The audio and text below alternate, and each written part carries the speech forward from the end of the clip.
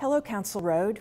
Well, we're continuing our study in the Gospel of Mark tonight, and we're in Mark chapter 12, verses 13 through 27. You know, nobody likes to be trapped, and it's two verbal traps we're going to look at in two separate passages tonight. One where Jesus is asked a question regarding the paying of taxes, and the other where Jesus is asked a question in regards to what marriage looks like in heaven and resurrection of the dead. It's interesting that the nature of these questions back in biblical times is the same as people are asking today, issues about politics, theology, and economics. And we also see some fairly prominent religious and political groups in the New Testament. These are the groups posing these questions or these traps to Jesus. So we're going to take a look at who they are, what they believe, and why Jesus is such a threat to them. So let's go ahead and read this first section, verses 13 through 17. Later, they sent some of the Pharisees and Herodians to Jesus to catch him in his words. They came to him and said, "Teacher, we know you're a man of integrity. You aren't swayed by men, because you pay no attention to who they are, but you teach the way of God in accordance with the truth. Is it right to pay taxes to Caesar or not? Should we pay or shouldn't we?" But Jesus knew their hypocrisy. "Why are you trying to trap me?" he asked. "Bring me a denarius and let me look at it." They brought the coin, and he asked them, "Whose portrait is this, and whose inscription?" "Caesar's," they replied. Then Jesus said to them, "Give to Caesar what is Caesar's, and to God what is God's." And they were amazed at him. Now, the Pharisees are a large, conservative, and influential group of religious Jews who advocated strict obedience to the minute portion of the law, as well as to oral tradition. Their problem with Jesus is that he did not hold to tradition. He hung out with notoriously wicked people, and he exposed their hypocrisy. Now, the Herodians, on the other side, were a wealthy Jewish political party of King Herod's supporters, so they were allies of Rome. But they were losing their political ground with Rome. So their problem with Jesus was that he could cause he was causing more political instability, and this in turn would affect their losing even more control. So addressing Jesus' teacher, they used some very carefully chosen remarks designed to hide their true motives and to prevent Jesus from answering this difficult question. So these men, pretending to be honest, are trying to trap Jesus in his words. Interesting that the Greek word that Jesus used for trap literally means to catch a wild animal with a trap. So they ask, is it right to pay taxes to Caesar, the Roman emperor, or not? Now, this tax referred to an annual poll tax as a result of the census. It was demanded by the Roman emperor of all the Jews. The money went directly into the emperor's treasury. There were harsh penalties for not paying this tax, and the Jews especially hated paying it for several reasons. One, of course, the money supported their oppressors. Two, the money went to pay for pagan temples. And then also it funded some pretty luxurious lifestyles of the Roman upper class. So going back to our two groups, the Pharisees objected to the tax. They were concerned about the religious implications of Jesus' answer. The Herodians favored the tax. They were concerned about the political implications of Jesus' answer. So the question really is a double-edged sword. It poses a dilemma for Jesus, a religious and a political dilemma. A yes, pay your taxes, would mean Jesus supports Rome and could discredit him as a spokesperson for God and turn the people away from him. No, don't pay your taxes, would bring accusations against Rome, and he could possibly be arrested. Fortunately, we see Jesus recognizes the trap, the hypocrisy, the malicious intent behind the question, and he answers with a rhetorical question. He asks for a denarius to use as a visual aid. Interesting that he didn't even have one on him. He had to ask for one. This common Roman denarius was a small silver coin. It was the only coin acceptable to pay the taxes with, and it was worth about a day's wages. So when Jesus asked them whose portrait and inscription was on it, they replied, of course, Caesar's. So for Jesus to use Caesar's coin was to acknowledge his authority, to acknowledge the benefits of the government and the obligation to pay taxes. So Jesus declares this is a tax that they owe, and by paying it, they're by no means compromising their devotion to God. But then he adds, and give back the things belonging to God.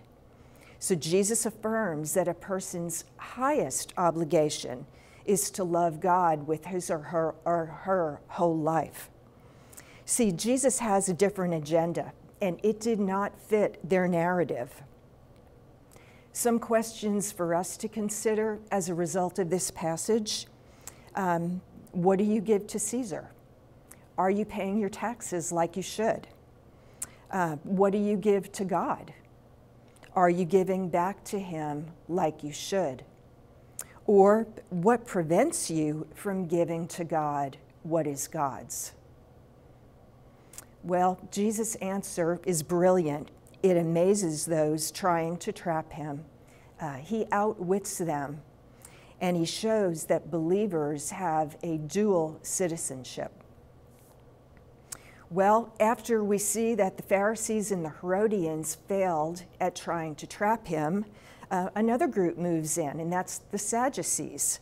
But this time it's with a slightly different issue, that of resurrection of the dead, which back then was a pretty hot topic. We know in the book of Acts that Paul was actually on trial for his hope and belief in resurrection of the dead, which basically is a belief that at some point after death there would be a bodily resurrection. A riot actually broke out between the Pharisees and the Sadducees over this issue.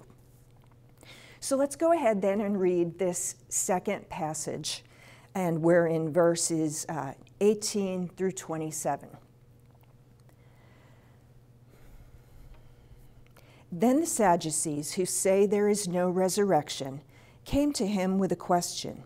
Teacher, they said, Moses wrote for us that if a man's brother dies and leaves a wife but no children, the man must marry the widow and have children for his brother. Now there were 7 brothers. The first one married and died without leaving any children. The second one married the widow, but he also died, leaving no child. It was the same with the third. In fact, none of the 7 left any children. Last of all, the woman died too. At the resurrection, whose wife will she be, since the 7 were married to her? Jesus replied, Are you not in error because you do not know the Scriptures or the power of God? When the dead rise, they will neither marry nor be given in marriage. They'll be like the angels in heaven. Now about the dead rising, have you not read in the book of Moses, in the account of the bush, how God said to him, I am the God of Abraham, the God of Isaac, and the God of Jacob. He is not the God of the dead, but of the living. You are badly mistaken. All right, so who are the Sadducees? The Sadducees are a Jewish priestly party. They're wealthy, upper class. They benefited from business in the temple. They were a smaller group, and they were less popular than the Pharisees, but they held some pretty influential positions. They held to only the teachings of the first 5 books of the Old Testament, the books of Moses. They did not believe in angels or spirits. They did not believe in the resurrection of the dead, and they actually didn't believe in any kind of afterlife at all. So back to our story. According to Deuteronomy 25, when a man dies without a son, his brother or closest relative was to marry the widow in hopes that they would produce an heir. So that son would carry on the family name. He would prevent the family from that family line from extinction. He would keep the family inheritance intact and also provide for the widow. So the Sadducees make up this story, somewhat of a ridiculous story, with 7 brothers. They all die. Not one of them produces an heir with the woman, and then she dies. But what's odd about this whole thing is they're creating this scenario in regards to life after death when they don't even believe in it.